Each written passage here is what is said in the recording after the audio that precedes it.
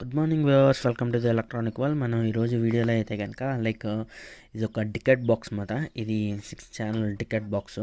అంటే 6 నాబ్స్ ఉంటాయి బేసికల్లీ. ఈ 6 నాబ్స్ని బట్టి ఇక్కడ మనకు ఒక వాల్యూ అనేది డిసైడ్ అవుతుంది. ఇది టికెట్ బాక్స్ విత్ కెపాసిటర్ అనమాట. ఇందులో రిజిస్టర్స్ కూడా ఉంటాయి. సో ఇది కెపాసిటర్ టికెట్ బాక్స్. సో ఇప్పుడు ఏంటంటే ఎగ్జాక్ట్గా నేను ఈ కెపాసిటెన్స్ వస్తుందా లేదా అని టెస్ట్ చేయడానికి నేను ఎల్సీఆర్ మీటర్ వాడుతున్నాను. ఇది టీజర్ బేస్డ్ ఎల్సీఆర్ మీటర్. నేను ఆన్ చేస్తున్నా. ఇది ట్వీజర్ బేస్డ్ ఎల్సీఆర్ మీటర్ అనమాట. ఇప్పుడు మనం ఇది ఆన్ చేసి మనం ఏదైతే మెజర్ చేయాలో అక్కడ పెడితే కనుక మనకి ఎగ్జాక్ట్ వాల్యూస్ అన్నీ వస్తాయి. సో నేను ఇక్కడ ఈ వీటి దగ్గర అయితే పెడుతున్నా, టెర్మినల్ కనెక్ట్ చేస్తున్నా. ఇప్పుడు 10.26 నానో ఫారడ్స్ అని చూపిస్తుంది. అండ్ ఇక్కడ నాబ్స్ ఏదైతే ఉన్నాయో నాబ్స్ అడ్జస్ట్ చేస్తున్నా. ఇప్పుడు ఏంటంటే 1 మీఎఫ్ ఉంది కదా, 1 మీఎఫ్ని 0 ఉంది. ఇప్పుడు 1 మీఎఫ్కి అడ్జస్ట్ చేస్తాం. అప్పుడు మనకి ఎల్సీఆర్ మీటర్లో 1.47 అంటే ఎర్రర్ రేట్ ఉంది.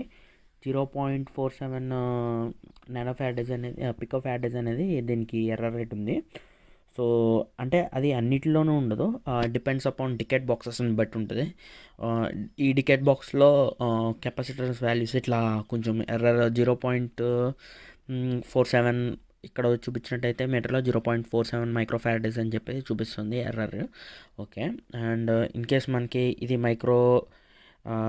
మైక్రోఫారడ్స్ అన్నమాట. మైక్రోఫారడ్స్ని నేను 1 నుంచి 2కి షిఫ్ట్ చేస్తున్నాను. 2కి షిఫ్ట్ అయితే మీటర్ కూడా 2 పాయింట్ చూపిస్తుంది. ఇప్పుడు 3. ఇప్పుడు ఇన్ కేసు యాక్చువల్లీ ఈ టికెట్ బాక్సెస్ ఎక్కడ వాడతామంటే కొన్ని టైప్ ఆఫ్ ఆర్ఎండి సర్క్యూట్స్ చేస్తున్నప్పుడు కొన్ని పర్టికులర్ ఒక పాయింట్ దగ్గర అక్కడ ఏ కెపాసిటర్ పెట్టాలి అనేది తెలియనప్పుడు ఈ టికెట్ బాక్స్ కనెక్ట్ చేసి ఈ కెపాసిటర్ వాల్యూస్ అంటే ఫర్ ఎగ్జాంపుల్ ఇప్పుడు 20 ఉంది, 20 టు 10 టు ఒక 50 మైక్రోఫారడ్స్ మధ్యలో ఆ వాల్యూ సెట్ అవుతుందని యాజ్ పర్ డేటాషీట్ ప్రకారం ఇచ్చాడు.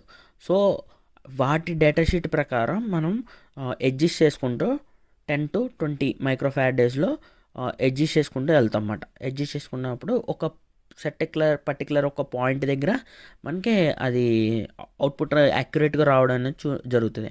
అలా జరిగినప్పుడు అలా అవుట్పుట్ వస్తున్నప్పుడు ఆ రెజిస్టర్ వాల్యూ కెపాసిటర్ వాల్యూ కానీ రెజిస్టర్ వాల్యూ కానీ ఫైనలైజ్ చేసుకుని దాని ప్రకారం ఒక స్టాటిక్ రెజిస్టర్స్ తీసుకుని దాన్ని పెట్టుకుంటాం అన్నమాట. రెజిస్టర్స్ కానీ కెపాసిటర్స్ కానీ సర్క్యూటరీలో ప్లేస్ చేసుకుంటాం. ఇది జస్ట్ ఆర్ఎండి టెస్టింగ్ పర్పస్లోనే పనిచేస్తాయి.